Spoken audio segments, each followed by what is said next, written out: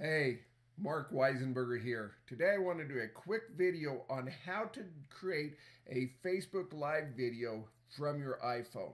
It works for any smartphone. There may be just a few variances in there, but today we're going to use an iPhone. And so you want to go to the page that you want to do the Facebook Live on, your business page. And here, where it asks you to leave the post, you just simply click the live button.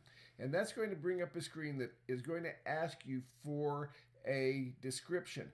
Now, the worst thing to do here is to leave it blank or to put something silly like my Facebook Live or hey, I'm doing a Facebook Live or something like that. This needs to be a headline that's going to catch people's attention and make them stop and click on your Facebook Live. Obviously, this is just a demo, and to save some time, we're not going to create a description, but when you're done, you just ready to go, you just click the camera there, and it takes just a couple seconds. Hey, Mark Weisenburger here. I'm doing a quick video on how to do a Facebook Live show from your iPhone. And so stay tuned to this channel and you will be able to see the full video shortly. And then when you're done, you just simply click the finish button.